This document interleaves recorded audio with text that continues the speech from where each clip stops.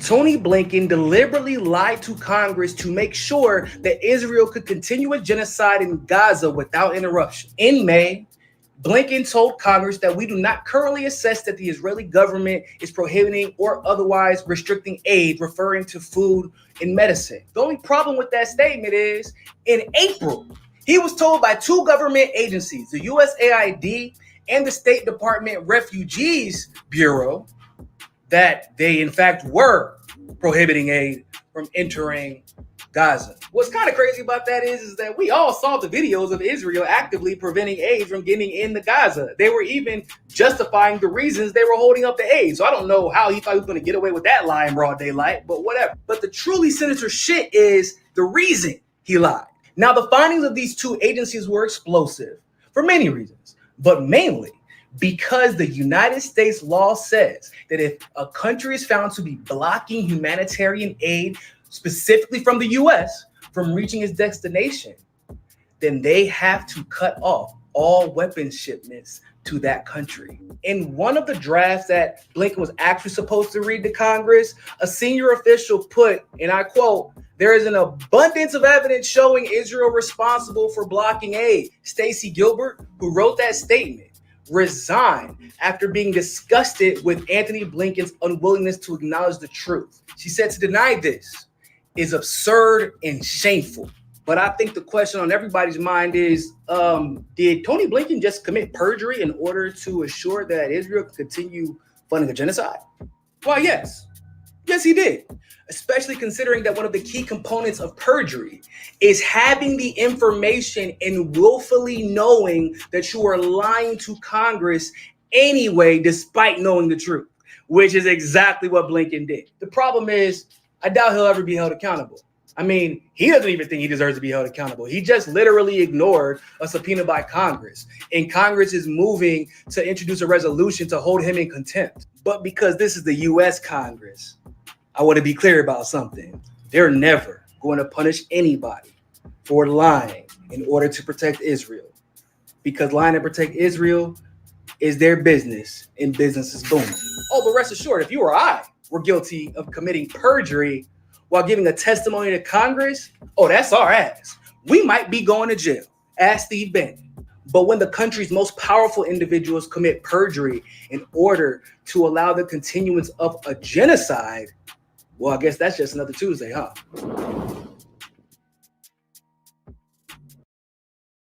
NATO is officially planning for a mass casualty event as they continue to escalate World War III against Russia. They confirmed that the mass casualty event will happen within this decade. This is just another example of how the ruling class in the West is completely crazy. Instead of simply advocating for peace and cooperation with Russia and China, the ruling class is planning on sacrificing us for their geopolitical gains. Alexander Sofre, the head of NATO Logistic Command, confirmed that they are currently working up a plan in order to handle the casualties that would result with the war with Russia and China. What's interesting is a big part of their preparation for World War III is preparing the armies and the population to be ready for war. What does that mean? This is exactly why the establishment has been pushing anti-Russia, anti-China hatred and hysteria. This is why the ruling class is censoring and even criminalizing voices who advocate for peace with Russia. This is why they banned RT, and you're not even allowed to hear from the Russian perspective in the West. This is why the Democratic Party brainwashed their base into thinking that anyone who advocates for peace with Russia is a Putin puppet. They've been prepping and preparing their population for war. The establishment will sacrifice us all if it means increasing their geopolitical power. People need to stop being convinced of fighting the battles of the ruling class. What's poppin', my friends, my family? We are back again. Welcome to RBN Live, Nick at Noon, and I'm here with my hotspot brother. You know, we out here putting bangers after bangers. Working with hotspot is fantastic. That was a great video. I have an amazing independent journalist, geopolitical analyst, join us. Welcome to RB, and once again, Niko House. Hey man, glad to be back. It has been a wild week in international politics. That casualty, like the calculating casualties video, was just like, I was like, hold up. I thought that was satire whenever I first saw the headline. Not gonna lie to you. It's I watched The Dark Knight this week because my friend was like, you gotta give DC more of a chance, man. And cause I don't like DC, I really don't. It's funny because I actually, which is hilarious because they don't even. Oh, I'm sure they've even realized it. Like, I only like their villains, and they've even leaned into it because their superheroes are kind of vapid and don't really have a purpose. They're just powerful as hell, And I was watching The Dark Knight, and the Joker says, he said, what's wild about humanity is that when everything is going according to plan, everyone is super chill, no matter how terrible or horrible the plan is. But the moment something doesn't go according to plan, then everybody loses their shit, right? So like September 11th happens, you got 2,000, 3,000 people that die, then we start two whole ass wars because of it. But whenever, open slavery returns back to Libya, because we were involved with Gaddafi for over 2 decades, no one cared. It's like, well, yeah, of course. That's what was supposed to happen. That's what happens when the U.S. goes into countries and overthrows their government. That's normal. Even what we're seeing right now in Palestine, right? To some degree, that has gone according to plan. Israel has been very clear about the genocide that they plan on committing. However, October 7th, even though you can make an argument that went according to plan too, but in the eyes of many people, that wasn't according to the plan. Palestinians were not supposed to fight back. They were not supposed to have any strategic advantage at any given moment because Israel is supposed to be the superior intelligence community. And yet October 7th happened anyway, right? That wasn't according to plan. And even though historically there have been infinitely more lives lost on the Palestinian side, just a few comparatively lives lost from Israel that were unplanned losses, everybody loses their shit. And it was crazy how salient that point was from a psychopath. So yeah, and right now you have Israel committing mass slaughter in Lebanon. And this is after they failed to extinguish Hamas. I thought that was the mission. The Zionist entity is in big trouble, guys. I hope you guys realize this. They're in big trouble in the West. Like I've been telling you guys, they don't actually win conflicts. They realize they're not good on the battlefield. Israel's going to get dominated by Hezbollah again. So what do? They adjusted for this. They understand this. So they engage in war in targeting mass civilians. Their new strategy, since the West is so horrible at combat, they lost to farmers in Vietnam. There's all these footage of Hamas whooping the ass of the IDF. So what do the IDF do? They kill children. They snipe children in the head. They kill the innocent. So what the West has done to adjust for this new reality is engage in mass collective punishment as a means of putting pressure on the enemy government. So it's propaganda. Hezbollah, and Niko, I'll pass it right to you, brother. Since they know they can't beat Hezbollah, they are killing civilians in Lebanon in order to put pressure on Hezbollah, which is the official political party, so the people can turn on them. And that's why Netanyahu's like, hey guys, in Lebanon, you had to realize that all your problems is because of Hezbollah. And they say, hey, everyone in Gaza, the reason why we're killing you is because of Hamas. This is the strategy that they endorse openly, Niko. Anything you want to add? Yeah, nah, it's I talk about that regularly whenever I cover Lebanon in my videos. People don't even realize that Hezbollah is an official political party.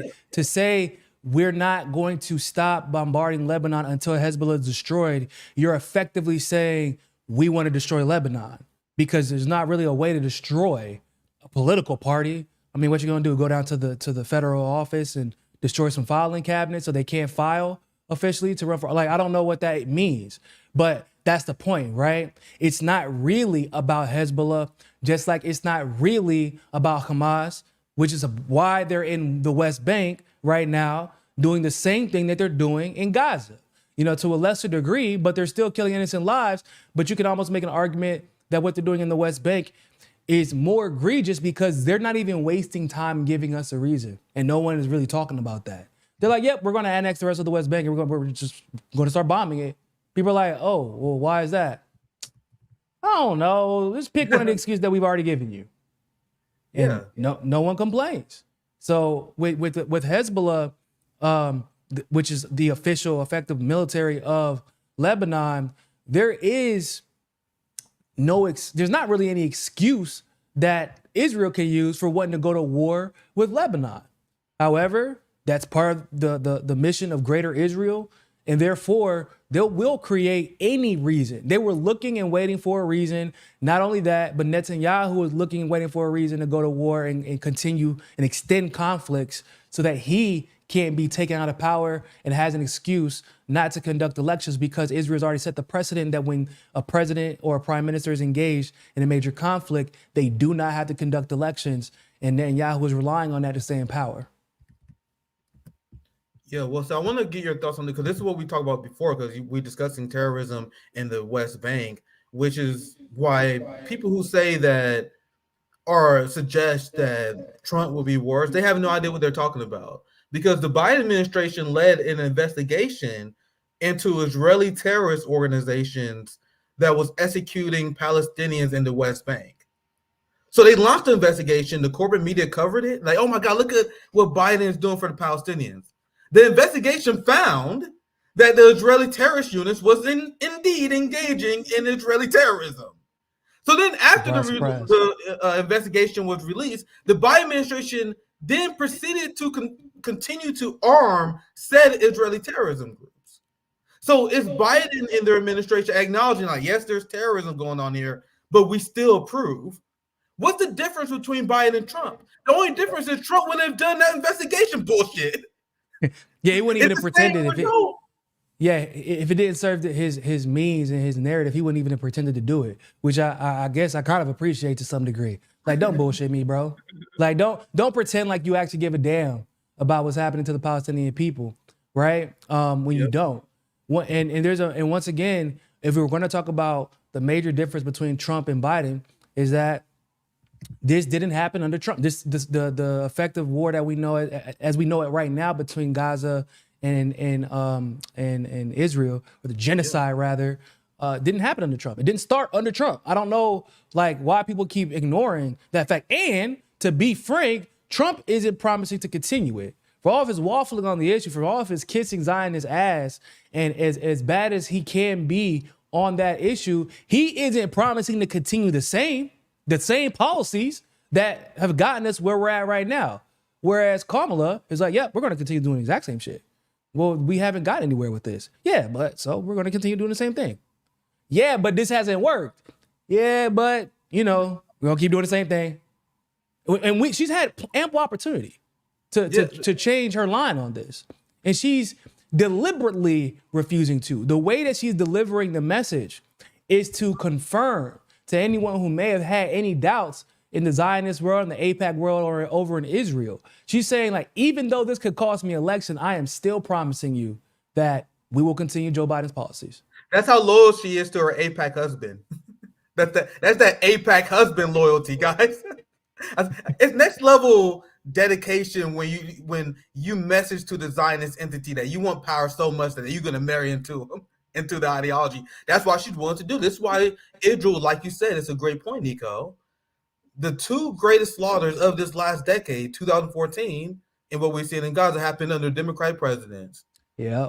Do you guys think it's a coincidence that Israel engaged in the final solution when they had the most well-funded AIPAC candidate that is currently in office right now, Joe Biden, in charge? And he has selected Kamala Harris, who attended multiple AIPAC events, gave multiple speeches, declared her career to be dedicated to Israel, and married into Zionism. Whose husband is currently on the stuff. Isn't her cousin like raising money from AIPAC for her, or like going around picking like basically? Yes, he raising AIPAC Zionist billionaire donor money for her, and progressives are ignoring this. And Ben Burgess called me an anti-Semite because I brought this up. The Vanguard, they called me anti-Semite because I called out how Kamala Harris' husband, I got the receipt. He is raising Jewish Zionist billionaire donor money for Kamala and reassuring them that Kamala Harris will be a diehard supporter of Israel. Yeah. He went I don't know CNN. what if she's not if that's not APAC handler, I don't know what do you classify that as? Niko, he went on CNN like a week or two after Kamala was announced candidate, and he was like, "Hey guys, don't worry, Kamala's gonna be a diehard supporter of Israel." Then that clip went viral, and they realized they fucked up. They're like, "All right, we gotta keep Doug Emhoff off the camera." He hasn't been on cameras ever since, bro. They like that. Really? They realized that was a bad look to have her Zionist husband be on TV like, "Hey guys, she's down for Israel for life." So they pulled him. You know what? And now he's doing that's shit. That's a good ass point. I didn't even think about that. They really have not been putting him out there front and center like that. That's the only interview you will see a dub. He went on Stephen Colbert, but mostly they didn't talk about any foreign policy. He talked about his role as a husband. I was watching this dude like a hawk, and they purposely, ever since the CNN interview when that went viral, the one I called him out for, that's when they're like, "All right, bro, we can't have this guy out on the fucking." Just like we can't have Josh Shapiro, we can't have an open Zionist on the team. We can't have Doug Emhoff be the open figure, because you know what he's been doing as second gentleman. You know how the first ladies, they always have their side project. Michelle Obama went healthy.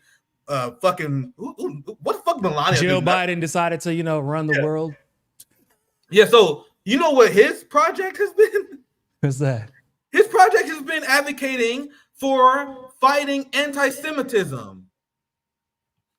I showed you guys the receipt before, but I love showing for his as second husband to his black vice presidential wife. His top priority as her husband in office is to fight anti-Semitism. Wow, it's almost like he don't give a fuck about the shit she don't give a fuck about.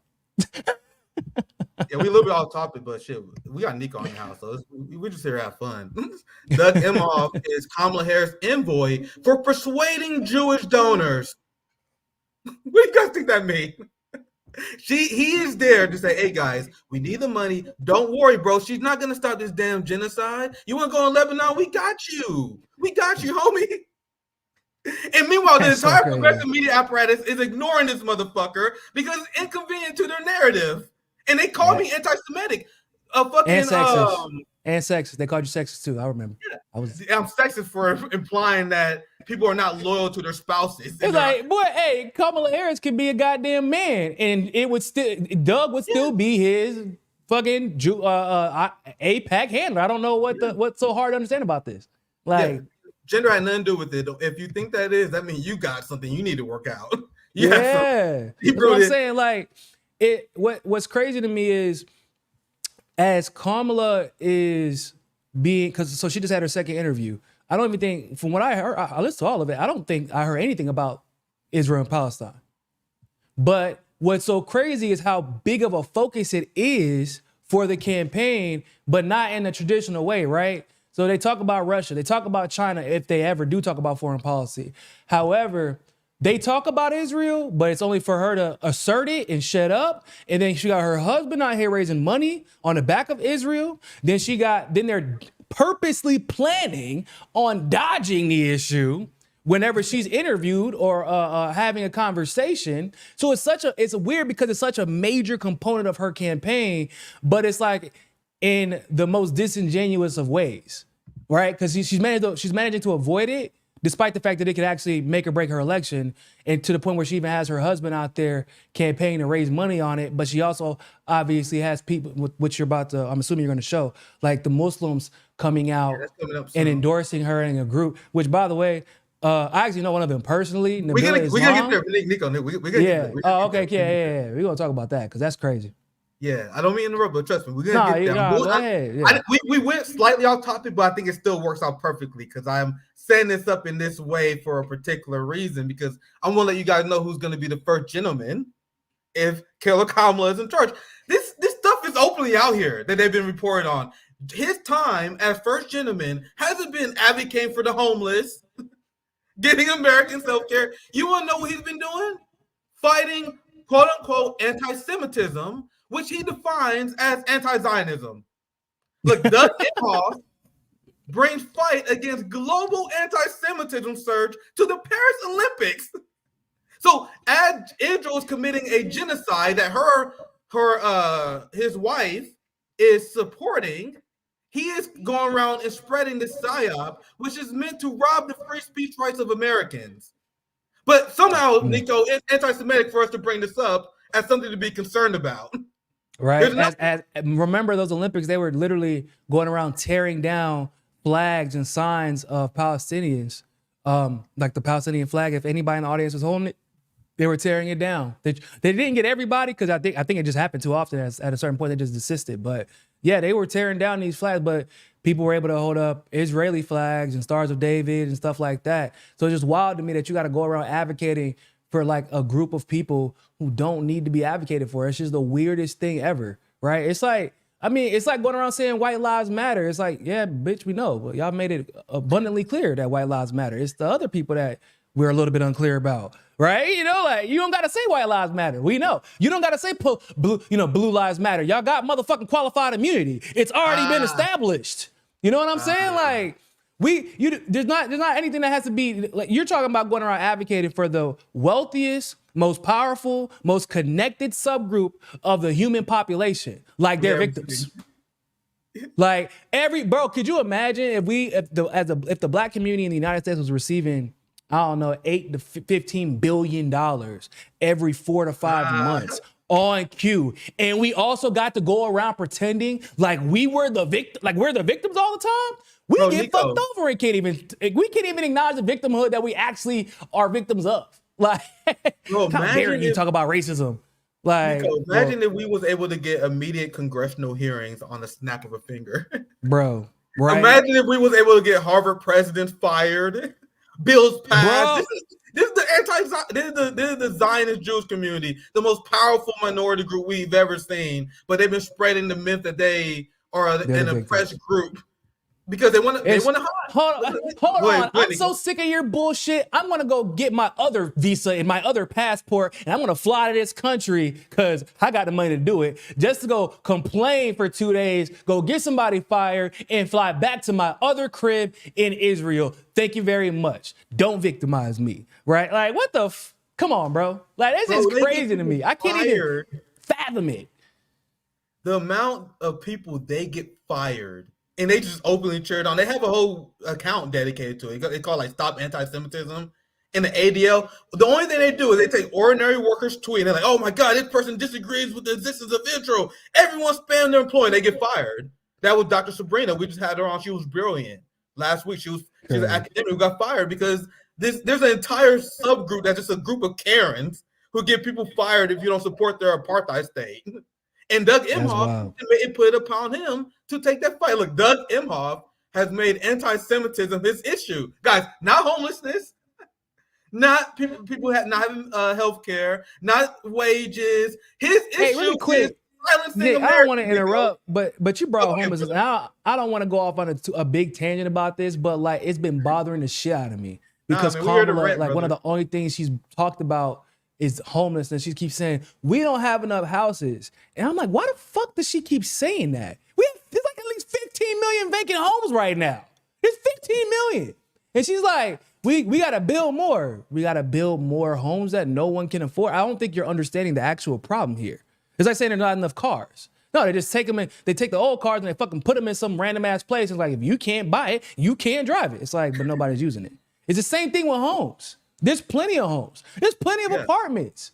And she just keeps, but it goes to my point. It's like, nothing about this campaign makes any sense. Well, you got the first or the second gentleman, who could be the first gentleman, going around like advocating. Like, you got so many groups that you can advocate for. Your wife walks around every day reminding us, I grew up in a middle class home, which she did not, but whatever. You know, she says that every day. And it's like, oh, so what issues you going to fight for?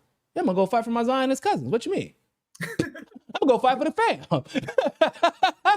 I'm gonna use my black wife's office, and I'm gonna go fight for the family in another country for another country's benefits. Oh, okay. I guess that makes a whole bunch of sense. Could you imagine if he was Russia and was like, I'm gonna go advocate for peace in Russia?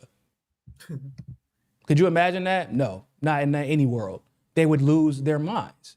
But it's Israel, so you're allowed to be a traitorous, fucking treasonous traitor to your country as long as it's for Israel. And we have the right, because they like to redefine anti-Semitism. They like, if anyone who's rude to a Zionist is anti-Semitic. We are allowed to call them names and give them nicknames if they support genocide. So I call him Kamala Harris AIPAC handler, because a lot of people don't understand the mechanism of AIPAC. It's 3 million Americans that they don't donate to mutual aid, Niko. Yeah. They're not donating to homeless funds. They're not doing it. No, they donate their money to AIPAC. I looked into this, and many people who've been interviewed, they're like, yeah, I'm a one-issue voter. I'm here to support AIPAC. Any candidate AIPAC support, I support. Don't give a fuck about the American people. And then somehow, if you bring this up, you are somehow anti-Semitic, Niko. When you bring up that fact that there's 3 million Americans who care more about fighting for Israel than they do than American people. And it's a fact. That's literally what AIPAC is. And now look at Doug Emhoff. This is not me talking shit. This is not like a random interview. This is from whitehouse.gov. This is what he did in his professional capacity. Niko, look, remarks of second gentleman Douglas Emhoff at the launch of the United States national strategy to counter anti-Semitism. So the scourge of the authoritarian fascist ideology, which is stripping people of their free speech rights, is coming directly from Kamala Harris's AIPAC handler husband. Do you guys understand? Hey, nah, but they'll tell you if you brought this up. If you bring it up, really, they'll say, why do you think that she doesn't, y'all aren't never satisfied. She already said she's going to try to make things better between Palestine and Israel. She already said that. It was like, well, they'd be like, Google it. I'm like, motherfucker, we did. This is what we got. This is what do you mean? We did Google it. And he was like, yeah, man, that's definitely what we're going to do. We definitely going to continue fighting for Israel. That is my number one priority. And come on, guys. Like, I mean, I don't want to be sexist. But I like, when you're in a relationship, generally your partner's priorities are, especially if it's a public relationship and you're in public office, your partner's priorities generally reflect the other person's priorities, especially whenever the other person is the vice president or the future president. And so like, Kamala's not going to switch up and be like, I'm going to protect Palestine. I'm going to stop aiding and sending weapons to Israel. I'm going to do whatever I can to stop that so that we can get peace. She's not going to do that, because that is counter to what her partner is doing publicly, and she's not going to embarrass him, like just at a basic instinctual level. We study history, and we are not sweet summer children at RBN. You guys know I was obsessed with the CIA. One thing that you will do to prove your loyalty to the CIA and the intelligence agency is that you marry within the agency. Mm-hmm. So that's why it's so common to have CIA husband, CIA wife. There would be, or you people married within the intelligence. This is very well documented. They talk about it all the time. Law enforcement, married within law enforcement. It's something the ruling class does. You go back to royalty. Princes marry princesses to form alliances. We, the working class, ordinary people, we marry for love. That has been what has been, or religion. There'll be a arranged marriage, to be clear as well. There'll be like religious reasons to marry and love. The ruling class marry for power. That is what they always done. So Kamala Harris, single, no children, no judgment, that's okay. But you late in life meet a Zionist and you fall in love with him. I don't fucking believe it. And you, bro, and straight to the top right after. She goes straight to the top, dog. Like, that ain't no goddamn coincidence. And Niko, if you guys ever interested, we don't have time, but look at the corporate media stories that cover Doug Emhoff. Because they talk about Doug Emhoff all the time. Now they try and keep it low key. Doug Emhoff is very well connected in Hollywood into politics. And they talk about all the time how Doug Emhoff's connections help Kamala Harris. Now that she's a candidate for president, they never bring that up anymore. It's very public that his connections help Kamala Harris. That's why she met with Clinton in the Hamptons. That's why she won a Senate seat in California, which is not fucking easy, guys. Yeah. You do that when you have those connections. And it was very controversial, by the way. Niko, if we use common sense, we use historical analysis. We are somehow called sexist, anti-Semitic. This is the dumbing down of the working class. That's been a coordinated effort by the ruling class. But go ahead, Niko. I know you got a lot of stuff. I was just gonna say that it's her election for the Senate was actually very controversial and contested. Like, she didn't win it clearly. Yeah. Oh, bro, they bury a lot of the shit about her elections. Like, when she became vice president, they buried everything because they knew they were going to try to make her president. Because it all came back. A lot of it came back while she was running the first time. But I got an interesting story for you about that CIA thing. So I can't name the names, but I know somebody personally, right? I ended up figuring out her father was CIA. She never knew for the entirety of her life, specifically because they put him in a town that is one of the 5 cities at the time that did not conduct a census because they didn't want anybody conducting a census because the whole town is full of CIA ops, bro. Okay, right? This whole time, she's thinking her poor old mother never knew. She can't believe that her dad for 45, 50 years was putting her through this, leaving every 6 months, claiming he's going to a barber conference or some insurance agency conference. Bro, when her mom passed away, I swear to God, this is a true story. Her mom passed away and the best friend says, I'm so sorry. Best friend of the mom. She's like, your mom sacrificed a lot and she really trusted me with so much and I really couldn't tell you. And she was like, what do you mean couldn't tell me? She's like, what do you mean you don't know? She was like, your mom was an asset too. That's why they got married. Her mom's job was to stop the kids from knowing that what their dad really does. And while he was taking care of stuff overseas, she would handle administrative stuff back at home. Bro, I swear to God, this is a true fucking story, bro. That's so spicy, bro. And when she tells her dad, because her dad now regrets all the shit that he did, right? And she tells her dad, like, I figured it out, Dad. Like, you can't like bullshit us anymore. And he all of a sudden has like this grand respect for her because no one in his life that he didn't tell, they never figured it out. And she was the first one in the entire family other than the mom to have figured it out. Yeah, so they do. They set them up for that shit, bro. It's crazy. I told you guys, you know it's gonna be a banger when it's Nick and Niko at noon, man. So let me read some super chats, and there's some stories that we have to get through. I'm gonna keep you as long as it takes, but we just gotta make sure we cover the Abandoned Harris for sure. The Abandoned Harris, and also there's the funny Muslim for Kamala. I don't want to spoil it too much. We gotta cover that. What's coming up? Well, I'm gonna cover next in the Netanyahu. I'm going in this order for a reason because I really want to paint the picture of how the Democrats are enabling a convicted war criminal, Benjamin Netanyahu. I got a lot of things I'm going to show you guys. And then I'm going to show you the group of Muslims that is supporting the government that we about to expose in the first 50 minutes of the show. So let me read just the 2 super chats I see here and we get back on topic.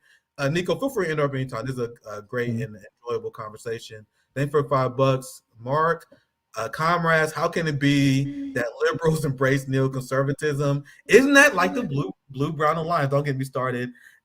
You have Dick Cheney and AOC. Bill Kristol and Ro Khanna. I explained this many times before. That was always the true George W. And, yeah, for sure. And I think the establishment had this experiment that they're running right now, Niko, because they know a lot of people have Trump derangement syndrome. I tweeted about this as well.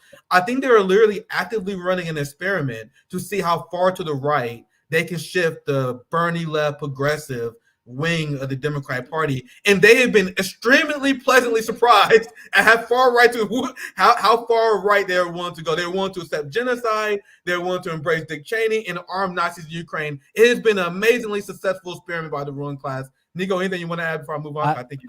I'm a firm believer that neoliberal, like, they're not embracing anything new. This is neoliberalism. Neoliberalism was always neoconservatism. The goal was simply to mask it as if it was working class. It was to mask it as if it was an improvement on neoconservatism. But what's crazy is when we look at the catalyst of this, which was the Democratic Leadership Council, when Bill Clinton ran and beat George H.W. Bush, what people don't know is that Bill Clinton ran to the right of H.W. People don't know that. But that, like, look at everything that happened.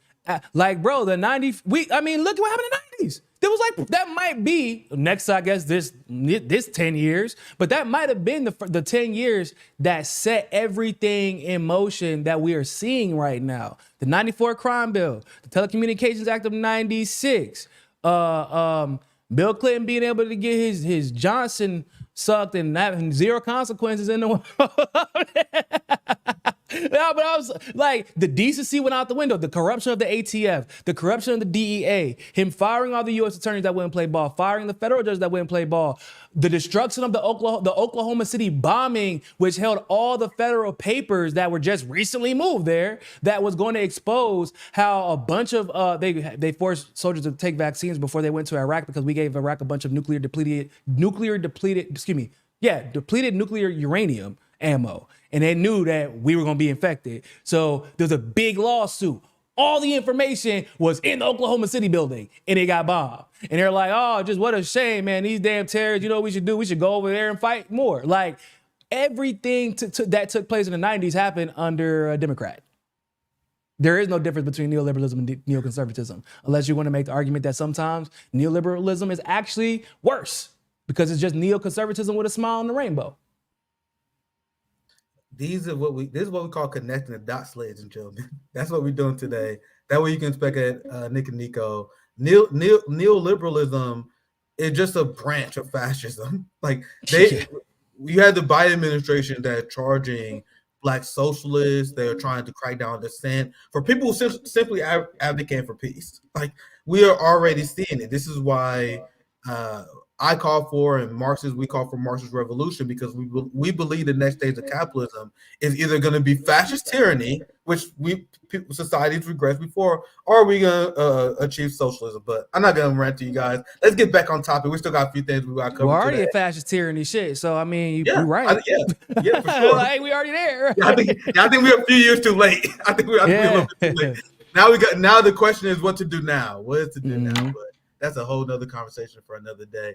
I'm gonna show you guys this because we discussed the slaughter and the siege on Lebanon, which is essentially an Israeli temper tantrum because they're losing to the resistance. Their economy is in shambles. Settlers are fleeing en masse. One of the reasons why their economy is in shambles is because so many people in their populations call off to war. They're suffering mass casualties. It's a very casualty-averse society that is now dealing with massive casualties in their society and their range. You got people being displaced in northern. You have a society that's massively going through trauma right now, and they're losing. So what they're doing in response is slaughtering civilians. And people in the West think that slaughtering civilians make you win. That is not what a winning side does. You have objectives and you accomplish your objectives. What is one of the objectives of Hamas? Was to politically isolate Israel. Check. To unite the axis of resistance against Israel. Check. To force settlers to flee en masse. Check. Destroy the economy. Check. Bro, the resistance is checkmating the Zionist entity left and right, and people don't realize it because there is massive civilian casualties. But name me one act of resistance and an act of revolution that didn't result in that. That's very true. That's what we're fighting. That's just the result of the psychopaths we're fighting. Let me read some headlines. I'm and you gotta add the fact that like Israel would not have been able to commit the mass murder effectively without the aid of the U.S. Right? So it's like Hamas is achieving its goals, and the only reason that we're seeing so many civilian casualties is because of the desperation of Israel using the munitions that have been bought or created by the United States. It's not like they're doing it themselves. It's not like they're out strategizing Hamas. Like Nick's, what empire goes around slaughtering civilians when you're trying to take over? Like, no, you don't do that. You bring them into the fold. You like, no. We went to war. Soldiers fought soldiers. You lost, but that don't mean you got to suffer. Come be part of the Roman Empire. Come be part of the Greek Empire. No, but they're like massacring civilians, almost like they're lashing out because they're not getting the results they want. Absolutely, Niko. Well said. Do you guys know how much of a massive piece of shit you have to do to lose Macron? Macron, he had the quote he said a few months ago. Remember, he's a massive piece of shit. He led a coup, rejected the will of the people of France. Won the war. He all in on the NATO war. He recently said in a quote that Europe need to stop following the direction of the United States. And this is because, and one of the big reasons was because the United States support for Israel. So don't get twisted. Please, you guys know me. Macron is a piece of shit, but you know how bad you have to be for Macron for you to lose Macron? This is one of the victories of the axis of resistance. They was able to isolate Israel for their allies. But go ahead, Nick. I know you want to chime in. Well, no, I'm just gonna say he knows he can't be the president of. Well, actually, he shouldn't really be right now. But that's a different conversation for a different day. But you can't be the president of France. There's no motherfucking France.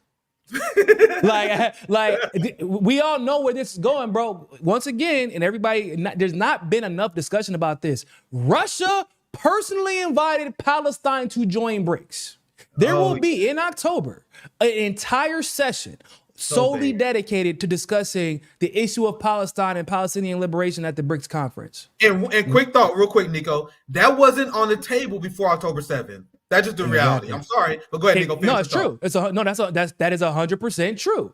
And financially, obviously, Russia can dedicate themselves to helping Palestine, but there's still the roadblock of Israel disallowing them to do that, even if there was no October 7th. So what's the point of BRICS? To remove all those motherfucking roadblocks, regardless of how you have to do so.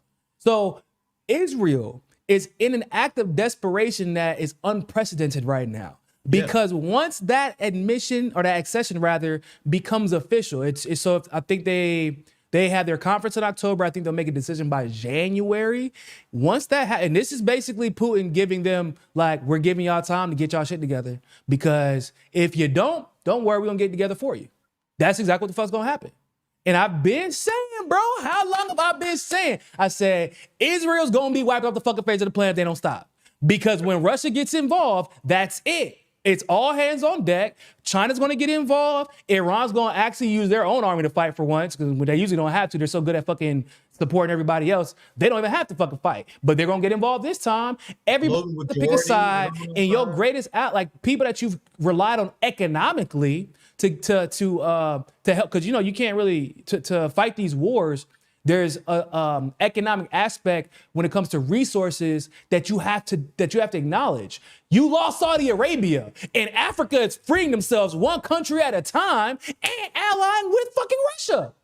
What are you gonna do? How you gonna win a war when you ain't got nobody? Because what France gonna do?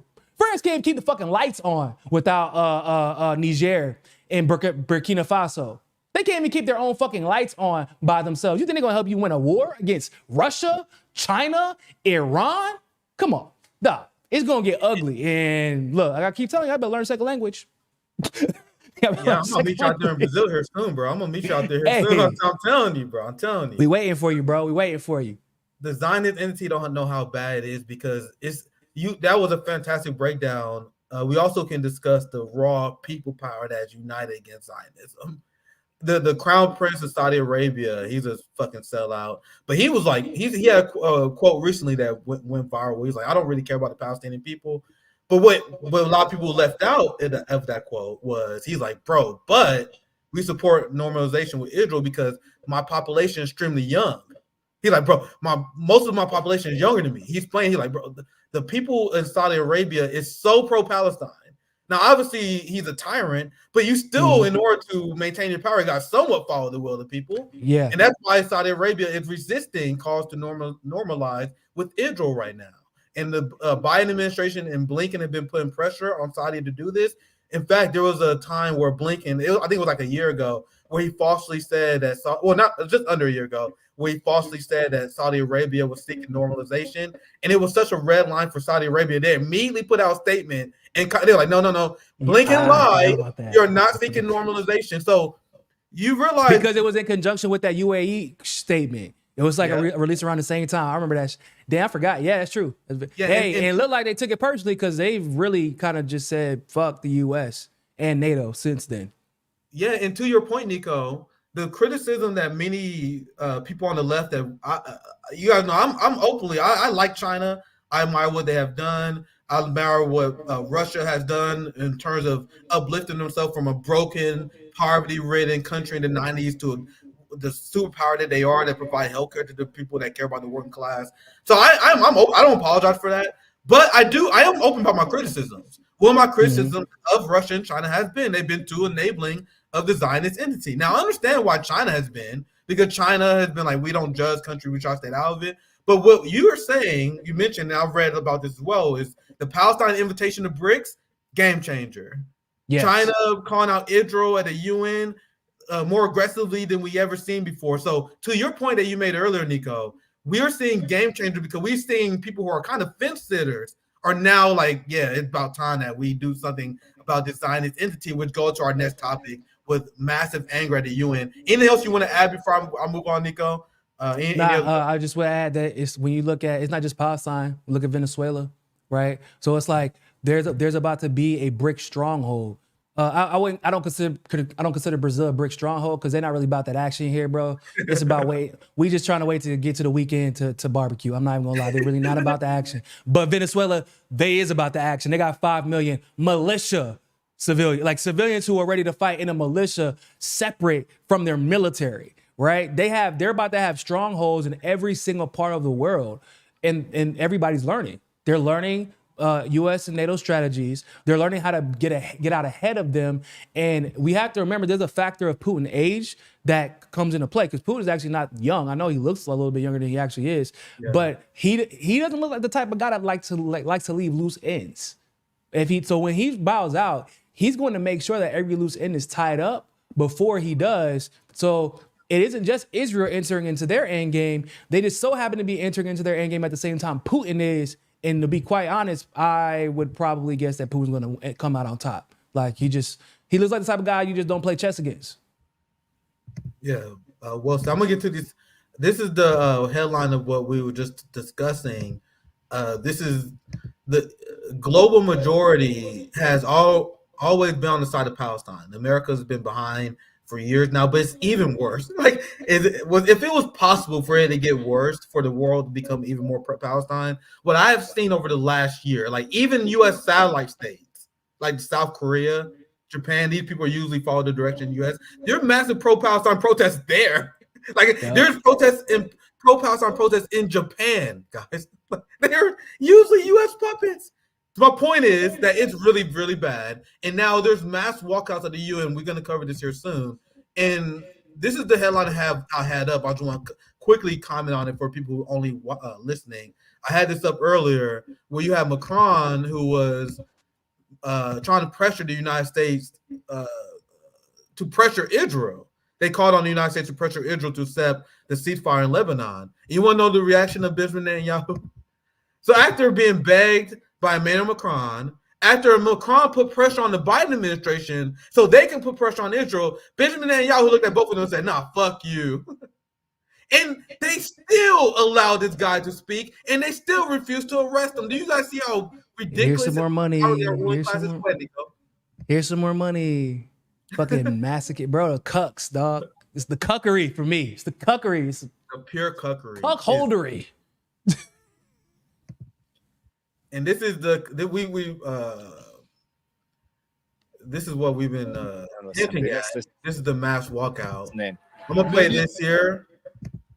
After Netanyahu essentially rejecting a ceasefire, doing another genocide, is a indicted war criminal. You guys understand? And I view this as treason. Like, there's not enough anger at the Zionist entity. We have a ruling class that is enabling war criminals as they are building cop cities. They advocate for rugged cop city, authoritarian police state ideology on us. But meanwhile, they believe in libertarian, relaxed, loose laws for the ruling class. It should be the exact goddamn opposite. I wouldn't even call it libertarian. Like, it's almost like it's still they get that was a lack of better. Like they get special protections. Like, that's what's crazy about the ruling class. It's like everything that we thought was designated for the working class is like, no, they get the tax cuts, they get the tax breaks, they get the protection. You know, they get the benefit of the doubt. The kids from disenfranchised communities that go to court, they're getting thrown in jail. Whereas this white collar worker, you know, like the Tim Allens of the world, carrying coke across the border to Canada. It's like, that guy has a lot of potential, man. Let's not put him in jail. Dog.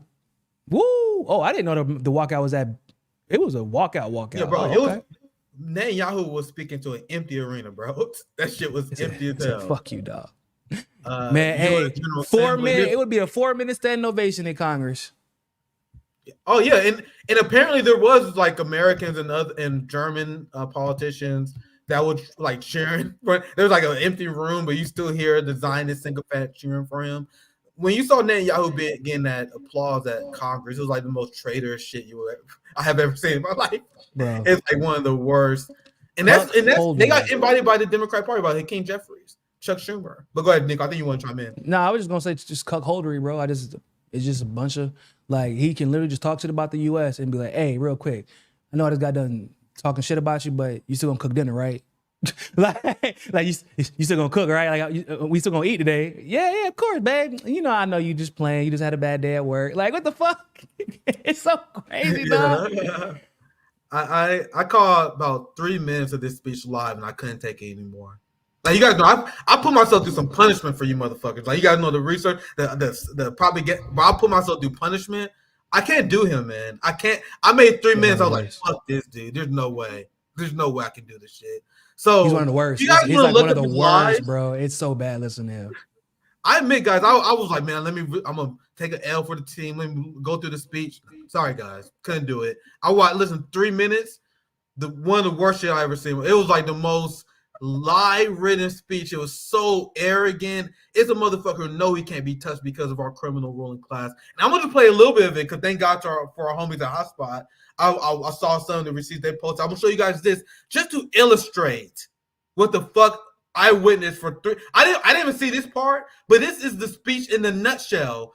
Zionism exists to dumb us down and regress us because here is Netanyahu that's essentially claiming that Hezbollah keeps a missile in the kitchen of every Lebanese home. And he said this at the UN with a straight fucking face. Fire those rockets and missiles after they place them in schools, in hospitals, they put apartment buildings, schools, hospitals. Hold up, Nick. This is how they dumbing down humanity, guys. Nick, hold up. Did this motherfucker just go to his Microsoft Word documents and just take a fucking script that he uses for Hamas and just said Hezbollah? Because that's basically they using the same script. He just said the same title. I'm pretty sure he said those words exactly. Like those are instantly the exact same fucking speech. Like he's not even trying anymore. His motherfucker not even key. Like, yeah, y'all gonna say, but I can say what the fuck I want to say. It doesn't even matter. I'm just gonna go ahead, just scratch out fucking Hamas, put Hezbollah, and everybody gonna clap anyway. Because that's y'all goddamn job. That's what we got AIPAC paying on y'all to do. So sit the fuck down, shut up, and clap for me like the seals you are. It's so treasonous. I'll play it without interrupting this time. This lie is so fucking absurd. Let's listen. This is why I quit. I rage quit like 3 minutes in. I couldn't finish the speech. It was so horrible, guys. those rockets and missiles after they place them in schools, in hospitals, in apartment buildings, and in the private homes of the citizens of Lebanon. They endanger their own people. They put a missile in every kitchen, a rocket in every garage. A missile in every kitchen. Said a rocket in every garage. Rocket in every garage. Bro. You guys see how Zionism is dumbing down humanity? Go ahead, Niko. Like a launching system in a fucking garage or kitchen. Garage, bro. Yo, first of all, you would be a dumbass to let somebody put a rocket or a missile in your kitchen because it would be destroyed after it launches. Like you would not have a house. They got amazing safety protocols in Lebanon, apparently, bro. Where are all these stories of all the rocket launching accidents? These motherfuckers, people in Lebanon, are safe as hell, bro. They must go through a lot of extensive rocket safety training or something growing up, bro. Right? Every kid in the house trained on. There'll be a story every day in America. If you put a rocket in the garage, every fucking 30 minutes you will hear about a motherfucker blowing up in America. But sorry, Niko, go ahead. That'd be the most famous motherfucker on TikTok alive. They was just launching rockets out the garage, like and managing to survive every time. But you know what though? It's crazy how he acting like he knows where all these rockets are coming from, but the Iron Dome sure as hell don't, because that shit getting ran through like a Kardashian in an NBA game, boy. So let's get to the main story because I've been hyping up for a while. This is the last headline. At this speech at Netanyahu, you had 1,000 protests outside of the UN. You had thousands. You have all these people marching. It was a giant protest event at the start of the UN. So not only do you have the population that is protesting Benjamin Netanyahu being there, you also have UN states. We have UN states protesting Netanyahu. You have the people protesting Netanyahu. Meanwhile, the United States and Germany is still all on board with Netanyahu in Israel. This is the definition of authoritarianism. This is the definition of tyranny, where you have the massive amount of people that's crying and begging the government not to support a war criminal, and they do it anyway. What do you call that? And this is happening once again under the Uniparty led by the Democratic Party. for people to think, oh, it's gonna get worse when Trump get here. It's gonna be the same. That's my position. It's gonna be at the bare minimum. Right? At the bare minimum. It may be better just because Trump is less competent. You know what I mean? Well, you can make an argument that Kamala is less competent, which makes her more controllable, which actually makes her a bigger problem. My biggest fear is that Kamala win, or because Kamala could win, not because she actually wins, but because we live in a fascist police state and we don't have control over any of our elections. I don't know why we pretend we do, but we don't. We know that. So there's a chance that she could win, regardless of how unpopular and stupid she actually is. But if she does win, you know what that does? That now empowers the establishment with a mandate to make her the president for the next 3 months and send Joe Biden on his merry little way.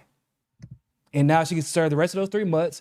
And by serving as president, I don't mean actually serving. I mean, she would just be a puppet and they could go full balls to wall. And there's nothing that y'all could do to remove her. She could spark it off in this bitch. And by she, I mean fucking Blinken, basically, who's on his own goddamn side quest, doing whatever the hell he feel. He think he run the country. He might be running the country, but he be saying one thing, and then like with Venezuela, for example, like he was like, yeah, nah, we ain't recognizing him. It's Edmundo. Edmundo Gonzalez. He was like, nah, we good. I recognize Maduro. And Blinken's like, oh shit. So yeah, my bad, dog. And so I don't know what could happen as far as those 3 months if she wins, but it's likely, given Biden's condition that they've already acknowledged, that she could take over for the next 3 months. And they could do whatever they wanted to and kind of just throw it all on random ass people without her ever really taking accountability or responsibility if she does win. So it's a problem if she wins. I reject the argument that people have that the establishment like hates and they're scared of Trump. I think that they would love for Trump to win. Like the New York Times, CNN, their ratings are bad. Oh, like, yeah, Trump is good for business. But Kamala is also good for business. People get it twisted. Like they see one, they assume the other is not true. If Kamala wins, look at that, the establishment. That's great for them. But if Trump wins, it's Trump business again. People you got the ratings skyrocket. You got Democrats that will run against Trump. They win no matter what, guys. That's why they both doing this race to the bottom bullshit. You know what I mean? Niko, any last thoughts? Then we just have one more segment. Let me know how you doing on time. Nah, they looking their chops. MSNBC, they don't want Kamala to win. They don't want Kamala. That would be the most boring. They would sink. They would have to sell off like Turner did CNN. That's basically what would happen. Like, but if Trump wins, bro, 4 years, and they're gonna milk it. They gonna milk it.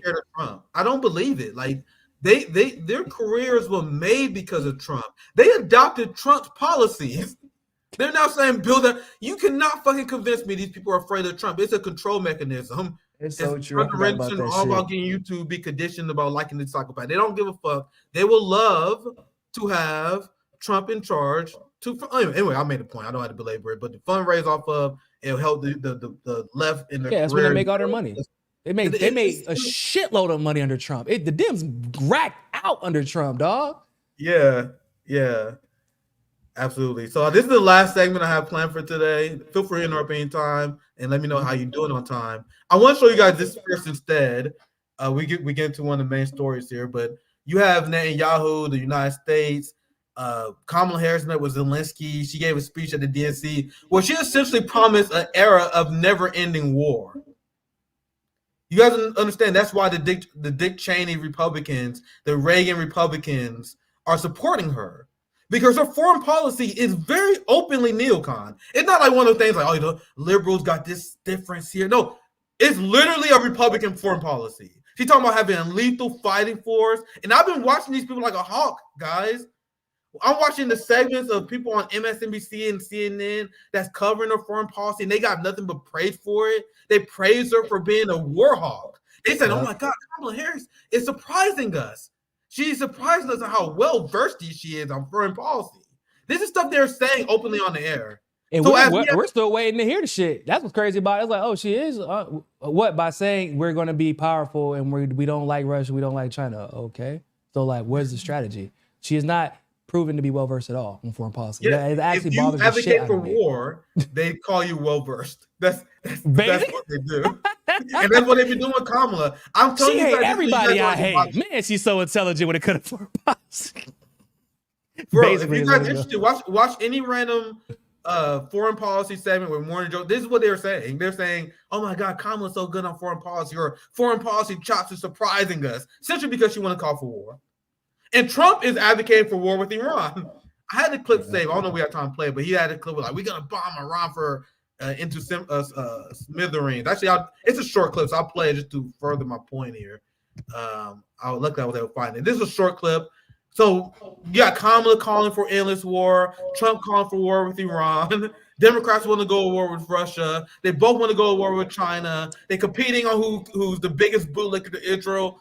Things are fucking bleak, guys. Let's listen to this clip and feel free to respond if you want to, Niko. I would inform the threatening country, in this case Iran, that if you do anything to harm this person, we are going to blow your largest cities and the country itself to smithereens. We're going Tell me more about how this is the anti-war option, guys. Tell me more about that, but I'll let it continue. Sorry. to blow it to smithereens. You can't do that.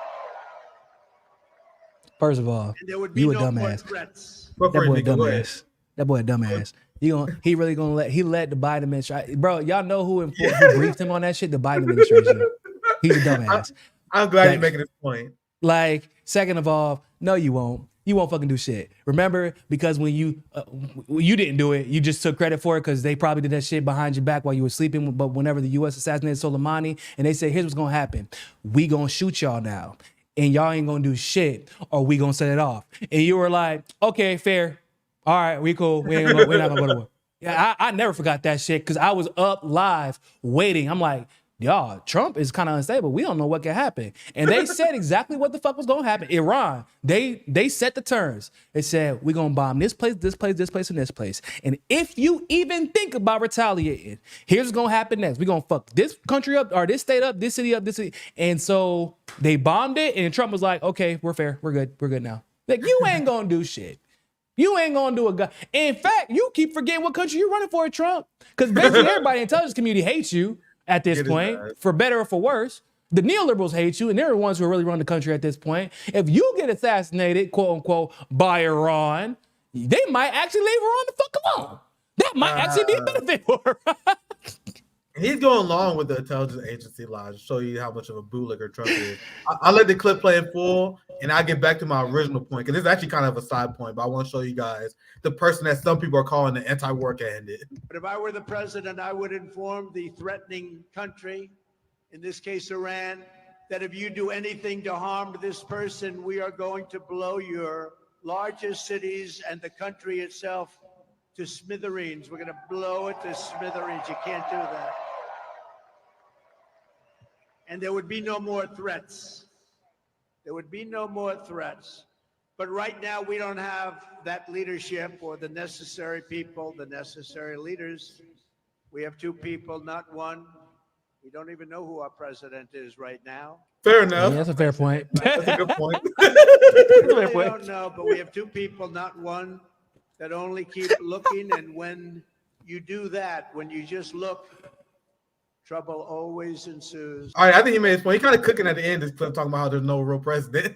Now, let's get to my original point. That's kind of true. Yeah. It's not cooking at the end there. But here's the original We're done point. with threats. What do you mean? That's us. Is that not what Trump did? He spent all of his fucking 4 years threatening Iran. Did I miss that? Did I imagine that? It's what he did, though, right? I'm just saying. Like, you're not really about shit, Trump, if I'm gonna be completely honest with you. Like, there's a reason you don't want to go to war with Russia. You don't want to go to war with China. And that's fine. I'm happy with that. But it's like, but you didn't want to go to war with North Korea. You wanted peace between the two countries, which is fine. I'm happy with that. But like, let's not pretend like you about that. Like, because when you had your opportunity to do the most neoconservative shit of all neocon war hawkish shit, you had your Dick Cheney moment, and you were like, no, we leave them the fuck alone. They literally announced on Twitter what they was gonna do. They are about this shit. Okay? Like, a country that's gonna announce on Twitter what they're gonna do to you before they do it and tell you ain't gonna do shit about it. Yeah, you don't mess with that country. You just don't do it. So we have Kamala Harris essentially promising not to pursue peace. We have Donald Trump that's criticizing her for not being tough enough on Iran, on China, and not starting more wars. And you guys see the message that coming from China. So as the United States and the messaging of Europe is endless war, NATO talking about how we got to provide long-range missiles to Ukraine. I saw Jen Stoltenberg on MSNBC earlier today. I don't have time for a segment, but it was unhinged, essentially being critical of anyone who's saying that we shouldn't supply long-range missiles to Ukraine.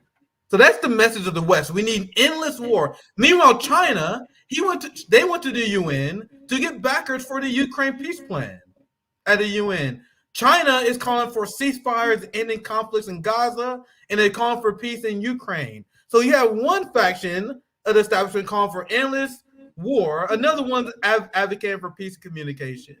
You have one candidate that Kamala said that Trump is too weak on Iran. She said on a recent interview that she has undying support for the Israeli state. She gave an interview with Stephanie Rue on MSNBC for 30 minutes and not one conversation, not one question about Israel, Gaza, because we knew what the answer would be. Her answer would be, Israel, hey, don't you know that there was rapes on October 7th? Don't you know that 10,000 Israelis died on October 7th? Oh, actually 50,000. I don't know. I'm going to fucking make a random number up. Don't you know that fucking 2 million Israelis died on October 7th? So that justifies it. She's going to say some bullshit, so they didn't even ask. But despite this crazy foreign policy, now, I finally got to the part we've been waiting for. I want to get your take on this, Niko. I cut you off earlier, and I got to hear your thoughts on this. So, first of all, the fact that this is ridiculous. Muslims for Harris and Walt's community launch. Like, yeah, I'm going to read it for people who are not watching the screen. I'll pass it to you, Niko. Yeah, go ahead. Listen to this. After seeing Muslims flee the Democratic Party en masse, look, Muslim for Harris, we are thrilled to announce the launch of Muslims for Harris and have an amazing lineup of speakers, which, trust me, guys, we are going to be covering on RBN because this shit right here is going to be content gold. Niko, I'll tell you right now, give you the heads up. This shit come out September 29th. Oh, bro, next week we're about to be eating, bro. Yeah, because imagine the cringe that is about to come out of this press conference. But go ahead, Niko. I know you have a lot of thoughts. I can't wait to watch it. I can't wait, bro. What? It's a 2. No. It's a 3 hour. How many hours? Probably about 2-3 hours, right? They're gonna have to have a 2 or 3 hour conversation with a bunch of Muslims and not mention Gaza one time. They're gonna have to explain. I don't like this is a live stream, Niko, where they're going to have to explain why they are supporting the butchers of their own people. They have Keith Ellison. Look at the weak lineup they have here. The lineup is a fucking joke. We had the abandon Harris movement on. Bush Ware, we talked. They don't know who these people fucking are. No one in the Muslim community knows these fucking people. So, Niko, imagine the cringe of them talking down to Muslim activists and explaining why they got to support genocide. This shit is about to be gold. Go ahead, Niko. What's gonna be crazy is so Nabila Islam, I'm actually very disappointed in her. I actually knew her personally.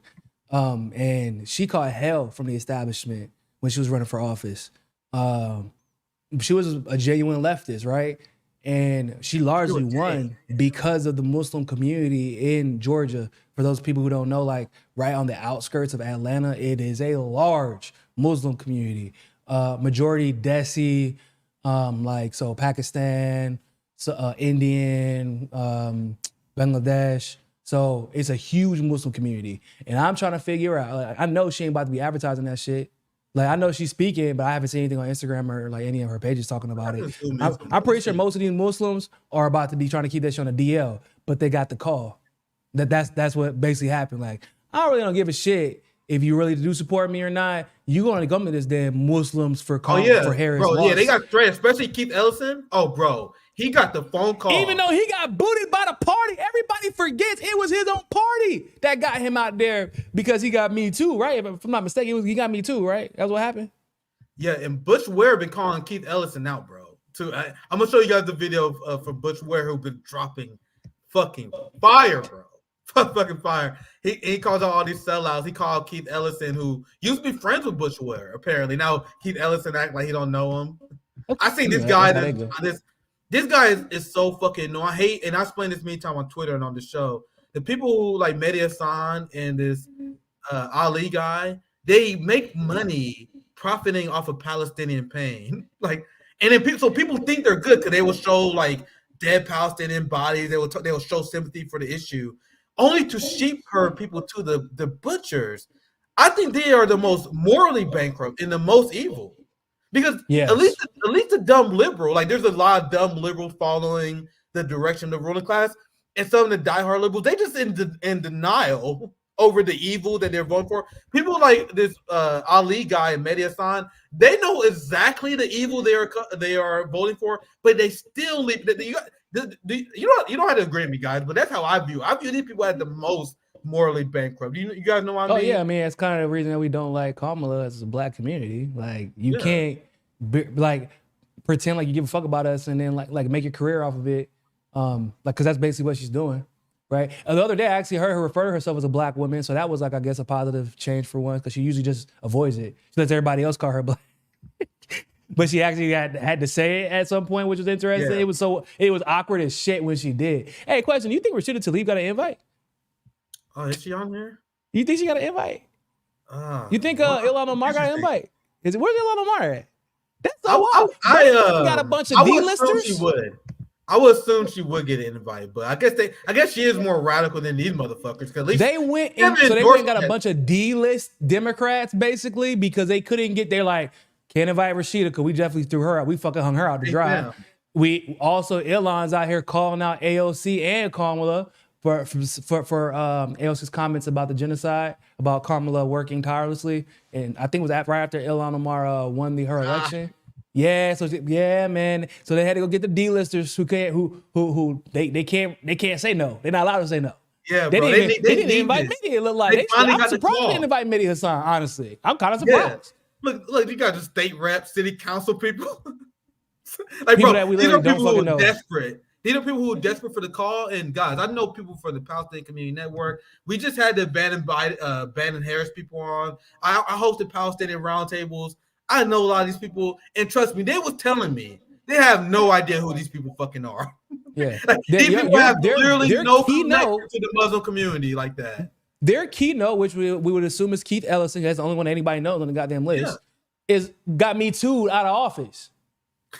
That's your keynote speaker, dog. Bro, that's your keynote speaker?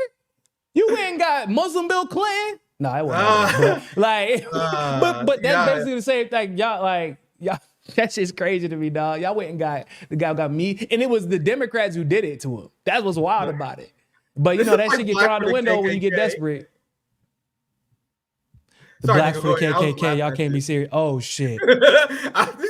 They are. I don't know. Look how bad this ratio is. Holy fuck! I didn't really look at the thread like this, but look at it. This is like black for the KKK. That shit crazy, dog. I should have said that in my hotspot. I have a hotspot video coming out. I should fucking that's gold, bro. I'll be there after my black people for KKK. That's my friend Monica. Niko, sorry. Go ahead, you think Doug might join the convo, like join the phone call? Just want to thank everybody for supporting my wife. I can't stay for too long because I gotta go to APAC. I got an APAC meeting I get to. Oh, that would be fucking hilarious, bro.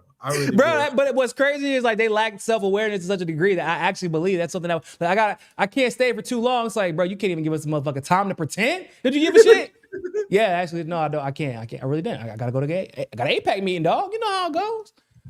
Gotta take care of my cousins. I didn't get up out of here though, man. It was getting cooked in the comment. Like you saw Sabby. Our RBN sister Stabby, she had a fucking good one here. Sell out for Harris. Fix that for you. Like, that's a fucking ratio, my friends. Yeah, I mean, God. But sorry, Niko. Go ahead. That shit got her tweet blew up. I didn't even see how much. Damn. But how? Yeah, I'm just now getting caught up on this. Like, this is crazy. Well, but it does make sense, Nick. Because more people know who the fuck Sabby is and knows who the fuck those random ass people are who are supposedly Muslim. It's random group of Muslims for Harris. I don't know. You can't call it like Muslims for Harris, like random group of Muslims that nobody knows for Harris because we just had to literally recreate a whole group after a whole group left. Like we just that's literally what happened. Like for the context, in case you guys missed it. Muslim women for Harris, which is a huge demographic, left. Half of the Muslim population left and went to Stein. So they just got random Muslims for Harris that you didn't know existed. Bro, you guys know I'm a nerd, right? Like this Sunday. This is about to be my Super Bowl. This shit, right? Bro, look how many people roasting them. The guys, only less than 2,000 likes with 619,000 impressions is horrific. Yeah, it's true. This is not good for them. They announced this group, and this shit is tanking immediately. Immediately, it's tanking. So this press conference is going to be widely watched, and it's going to be widely scrutinized. Because what can they say, bro? What can they say? They can't say Gaza. I'll tell you that. They can't say Gaza. They ain't gonna say that shit. I actually probably gonna take a shot for every time they actually mention Gaza. I'm gonna be a sober motherfucker that night. I know that. I'm probably gonna be sober as hell. I might have to invite you back on. We might have to do like a dual live reaction challenge. Yeah, bro. Let me know, dog, because I can't wait, guys. I'm literally legitimately giddy for this to come out because it's gonna be the most cringeworthy shit we've ever. Muslims for heritage, bro. You're gonna justify their push to make free Palestine protests illegal? You're gonna defend that administration? You're gonna defend the administration that defended the killing of Shireen Abdul Akleh? That was before October 7th. You know, the Palestinian American, the administration that allowing Israel to murder Palestinians. I can't wait to see what they're gonna say. They wouldn't even let them. Oh my God! They wouldn't even let them speak at the convention. They wouldn't let none of these motherfuckers speak at the convention. But they doing a whole Muslim for hair. They wouldn't even let them speak at the convention. This is gonna be his. This is gonna be. Was even at the convention. I bet a lot of them. I bet most of them like, damn, they happy because they finally got their invite to the. Like they feel like they're part of the club now. They finally got their invite. But I bet most of these people weren't even invited to the convention. I know none of them spoke at the convention. So it's like none of them ever. But like none of them thought to themselves like, damn, they didn't even invite me to speak. I didn't even get to be one of like the media people there. When they gonna invite me now because they need me. Like none of them stopped to think about that shit. None of them. They're just like, yup, you know, we're just waiting to cut to have our number called off the bench. Like that's so fucking embarrassing. No self-respect. No self-respect. They devaluing the lives of their people. They have no self-respect. And this is gonna be interesting to watch because you know how like Barack Obama's career was made in the 2006 DNC convention speech. Like that was his, like those are like the big moments for the politicians. Now these are the outcasts, the fucking losers. This is their moment, guys. So not only, like this is their chance. The establishment needs this. So bro, you know true, man. To some degree, it's true. You are right. Keith Ellison is about to drop his 2006 Obama speech, bro. These people are about to try so hard. This is their one time to shine. That's how you know this shit is gonna be. That's so true. I didn't even think about that. They about to be out there just boys. Oh my God, it's about to be. They about to go full theater. This is gonna get embarrassing. Oh my God, that's so true. They're gonna try to make your name like I'm gonna make it so they gotta invite me at the next Democratic National Convention. You know they got plans to run for Congress. They a lot of them are like state reps. They want to move up, bro. This is their moment. Oh my God, it's so true. It's about to be so fucking embarrassing. Oh my God, I didn't even think about that. They're really about to start campaigning. That's really what this is about to be for a lot of them. They about to start campaigning for their Senate and congressional seats. I'm pretty sure that's what Nabila's, at least Nabila, because Nabila's in Georgia, right? So she is in a district that could possibly cost Kamala the election. So that's why that she's on there. I know that, like, that's exactly why. That district is massive. If you it's Buford, not Flowery Branch, Buford, what the hell? It's like it's like one of the biggest areas right outside of Atlanta, heading towards Gainesville. That area is full of Muslims, and I do know for a fact they're pissed, and a lot of them are like, fuck Kamala. And it's a lot of college students. And so they need a young Muslim to come out, and so I'm pretty sure they didn't give her as a choice. So, and I'm sure they probably bribed her like, hey, you want to be a senator or you want to be a congresswoman, like a real congresswoman, not one of the fake ones in Georgia that actually don't have any power. Like, I'm pretty sure that's what happened. You're going to hear a lot of campaigning. Nothing about Gaza, but a lot of campaigning. Yep. And this is the corporate media is celebrating this. This is why I said this is their big moment. Because the true movement that's actually affecting change, the people that is responsible for Muslims fleeing the Democratic Party, and they make it so that Joe Stein is winning the Muslim vote.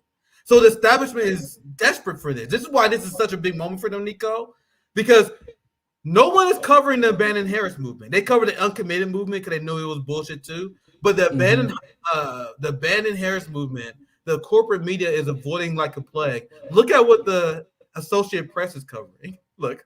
Top Muslim voter organization endorses Harris. Now, if you go back, the one that she just made up, to, like literally her fucking team put together. Look at all the stories being. Bro, that's crazy. What? Look, you guys see how fast the establishment moved on this? They've been ignoring the abandoned Harris movement that actually got shit done. They've been ignored, but look at all these mainstream media stories on this right now. So, Niko, this is their time to shine, brother. MSNBC is watching. Man, shit, they know Joanne Reed is watching, bro. The segment's gonna come up. This is their big moment. But you wanna know who the media don't cover? The real people. We just had them on. We just had the abandoned Harris movement on, and the founder of the abandoned Harris movement was the one who told us that no one that they organized with know who any of these people are. They're just out. This is them calling them out. Imagine aligning yourself publicly with the party of genocide, not our community. Yep. Genocide of your own community. Genocide of your own fucking community. That's what's wild. Like, yo, brothers and sisters, dog. Like, that's just. It's truly sick. It's truly sick. How do you sleep at? I just can't do it. I don't got it in me, dog. I don't understand these people can do that shit. They call them like I'm laughing at them and I'm like, you fucking joking? Like, get the fuck off my phone. Like, I don't know why we're even having to. Why did you call me? Like, yeah, like I don't give a bro. I would even if I was so. For example, I would consider at this point Rashida Tlaib and Ilhan Omar liberals, right? I mean, I feel like that's a fair assessment. And even they're like, bro, don't fucking call me about this dumb shit. I ain't about to sell my people out like that. Rashida Tlaib and Ilhan Omar, after selling out more or less for the last 2 or 3 years, even they had a line that they weren't willing to cross when it came to their own. Yep. And these people are like, hey, shit, call me. I don't even be going to temple like, I don't be going to the masjid like that, dog. That shit, damn that. I'll take off this Nick job, this hit job, all that. I'll take everything. Just make me part of the club, please. Yep. Protect the class, man. I do gotta get up out of here though, man. Yeah, we can wrap up. We can wrap up here. The last thing I will show you guys, Niko, what you got coming? I'm going to show you guys these last 2 videos, but I want to get Niko out here. We are going a little bit long. Niko, what you got coming up here? Honestly, we'll talk after Rick. I definitely want to do a reaction to that. Yeah, bro. I was serious. We got to do something again here very soon because that shit about to be crazy. That's about to be hilarious, man. Make sure you guys check out Niko House's channel. I'm gonna just show you guys these last 2 clips. With Niko, we can riff on these issues all day. So I just got 2 clips. I'm gonna show you guys. I'm gonna show you guys that real quick. But I want to get Niko a chance to get out here. Any last thoughts? Anything you want to plug before you? Nah, man. Don't be a fucking sellout. I don't know how else to put it. Just don't be a fuck. This week has been exhausting, guys. It's been exhausting as I'm just like looking through all these tweets and all these like videos. I'm just like. In the Mehdi Hassan situation, for example, like watching him try to sell out, like to throw Jill Stein and Butch Ware under the bus, and then literally get to a debate on behalf of Palestinians in Gaza, like he's on their side. Like, bro, that shit blew my mind, Nick. I could not believe it. And people were like cheering him on, and he's speaking so passionately about this shit. I'm like, this motherfucker literally is out here just using a genocide to grow his goddamn independent media channel, and he still wants to be part of the club that just kicked him the fuck out for being Muslim, basically. Mehdi Hassan didn't even get a choice. They were like, we're not gonna give him a chance to sell out. We're just gonna make sure he never gets to talk again on TV. That shit is crazy. He's like, but I still want to be part of the club, guys. He's like, you want me to sell my people out? Don't worry, I got you. I got you. I got you. Don't be a fucking sellout, guys. Like, just don't do it, bro. We got too many. And honestly, it's not even that profitable as it used to be because you can lose that shit just as quick as you get it. So like, just keep your soul. Just keep your soul, dog. Like that's the whole reason we're in the situation we're in right now. Because one person keeps thinking, well, if that person sold out, it's okay for me to do it too. And like, now we're here. So like, you get that urge, man. You get that itch, dog. Let's don't do it. I'm talking to all the people that's not worth it, guys. It's not worth it, man. You'll be in that big house alone, depressed as fuck. Dog, keep your soul. Real talk. There's a lot of. You notice that these liberals that be selling out. Have y'all noticed something that's been happening with them? They are more angry and frustrated now than they've ever been, which is kind of weird. They're usually arrogant. We're used to that shit, but they're angry. Like the Kyle Kalinskis of the world, Crystal Balls of the world, fucking even Jake and Anna, they're pissed because they're like, we keep selling out for y'all keep fucking us over. Like, like for real, they're getting angry, but they're getting angry because you sell out enough times, bro. Even the sellouts don't want to be associated with you because they're like, man, shit, when the time comes, they're gonna sell me out too. For real, that's how it goes. So just don't sell out, y'all. I gotta get up out of here. Appreciate you, dog. Yeah, make sure, I'm gonna hit you up. We gotta do something here soon on your channel. Hell, you can post this on your channel too. I don't give a fuck. You can post this on your channel. It was a good conversation. Either way, Niko, thank you for joining us. I hit you up here soon. I hit you up. For sure, I'm gonna show you guys these last 2 videos. I only got 2 videos. I'm gonna dip out myself. I just want to show you guys Bush Ware calling out these sellouts, and I also want to show you guys that despite this movement starting, this fake movement starting, that is actually not a thing. It's not happening. This is an act of pure desperation. And this was explained by Bush Ware when he was on Savvy Sav's show, where he explained the exit polls. He showed exactly why Keith Ellison attacked Joe Stein. He showed exactly why Sam Cedar and the professional managerial class got the call to attack Joe Stein because the internal polls is horrific. So he's going to explain that here soon. These are the last 2 videos, and then we wrap up for the weekend. And I'm going to take a little break. I got guests on, I think, coming on Tuesday. By then, I'm going to take a few days off. Been a lot of banger after bangers, man. But let me show you these 2 videos, and we wrap up. I want to know, where are all these black abolitionists that swore they were about resisting the carceral state? Where are you now, Brittany Packnett Cunningham? Where are you now, Angela Davis? Where are you now, Olayemi Olorin? Where are any of y'all now? Y'all still caping up for your murderous presidential candidate just because she happens to have brown skin? You call yourself an abolitionist? Harriet Tubman is rolling over in her grave. She disavows you. She disowns you. Bell Hooks disavows and disowns you. Phyllis Wheatley disavows and disowns you. Sojourner Truth disavows and disowns you. You are fraudulent. You are weaponizing black womanhood, the most sacred thing, the foundation of humanity itself, mitochondrial Eve. You have betrayed her. But this boy Bush Ware is not holding back. I love that he called out Olayemi that fraud, because she started out pretending that she was like this abolitionist, and now she's all for supporting Kamala Harris. When she got her platform and got support pretending to be abolitionist, and now she's all for the cop. And she's blocked like every black activist. She went around blocking Palestinian activists. This is Nerdine. We had her on the Palestinian roundtable. This is what these sellouts do. They pretend to care about Palestinians while telling them to support their oppressors, and then while called out, they block and silence the people they claim they're fighting for. The way people support Palestine while telling Palestinians to shut up should really be studied. Big shout out to our friend Nardine. She was on our Palestinian roundtable. And these are who these sellouts are. And they will never forgive RBN. They will never forgive us for calling these people out. They will never forgive us for calling these people out, because we called out the fake left, the leftist mafia. And they're like, oh, you guys are left infighting. No, we're calling out these careerists, these people who take activism and use it to grift and sell out and promote the power of the ruling class.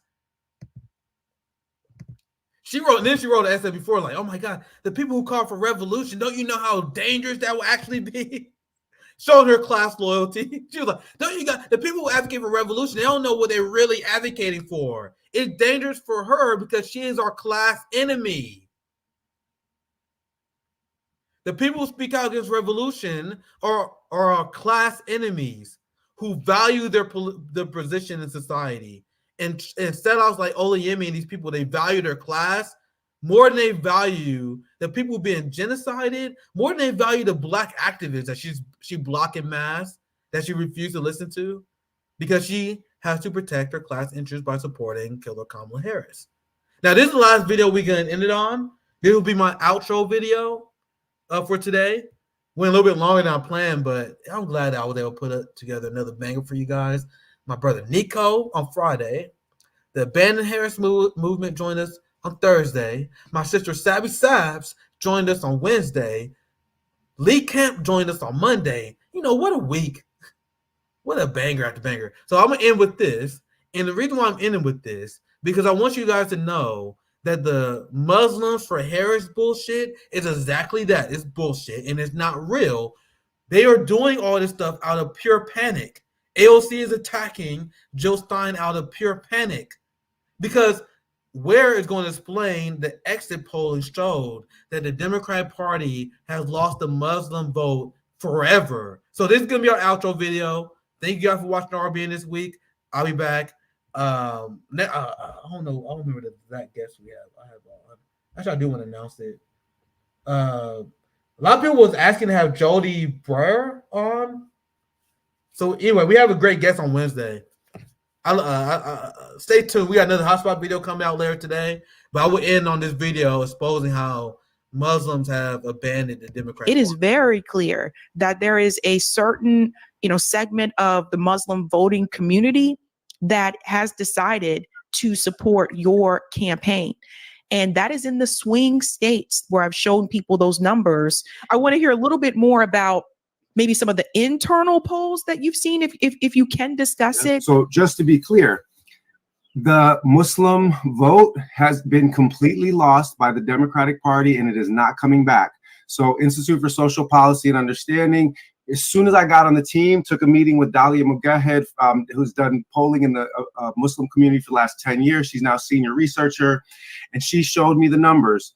Georgia, Pennsylvania, Michigan, 3 swing states, which are essentially demographically, for the purposes of the African-American percentage of the population and the Muslim percentage of the population, they're the same state, okay, demographically. And in those 3 states together, 65% of the Muslims voted for Joe Biden in 2020. Joe Biden was polling at 12% in January 2024. They were dead. And I learned that on my first day on the campaign about a month ago. Well, if I knew that a month ago, they certainly knew that at that polling in January of 2024. They have known for 8 months that they cannot win any of the swing states that they need in order to win. They can't win them because they needed heavy majorities amongst the Muslim population just to carry those places. And that's why they've gone so heavy on the racial rhetoric and trying to get black numbers up, because they are trying to compensate for the wholesale exodus of Muslims from their voting bloc. And they seem ignorant of the fact that every time you raise every time you talk to the black community, you're also talking to the black Muslim community. And that black Muslim community is not coming along with this genocide no matter what. So that was January 2024. Now, fast forward, right? We saw CARE run a poll early in the process, where a national poll where first Jill and Kamala were polling at 29%, neck and neck. I've been on the campaign for maybe a week when this came out. Then Wisconsin and Arizona, swing states, and a third one that I'm forgetting. Now Jill is running ahead of Kamala. Well, Yakin Institute, good friends of mine, people that I know, I've seen their new polls that have not yet come out. They're going to come out this week. 53% of the Muslims are now going third party, with 80% of them coming to us now, okay? 15% for Kamala, 4% for Trump, okay? So this narrative that we are taking votes away from the Democrats and giving them to Trump, it is an effort to do 2 things. They're gaslighting us, one, but they're also scapegoating us. They want to blame the Muslims when they lose the election, because they've already lost the election. They cannot win the election. There is no path to victory for the Democrats. The polls that they're giving you, whatever they're telling you, they all know this. And that's the reason why they had AOC Pelosi come after us, attacking us. That's the reason why they had Kunta Keith Ellison. Literally, the week after he came up to me at Friday prayer on the north side of Minneapolis and wanted to, embrace me, man to man, black man to black man, Muslim to Muslim, then he's told by his Democrat handlers that he's got to put out a hit on Jill. So Massa say jump, Keith say how high, boss? How high you want me to jump? And so that's why they're doing it, because they already know that they have no path to victory.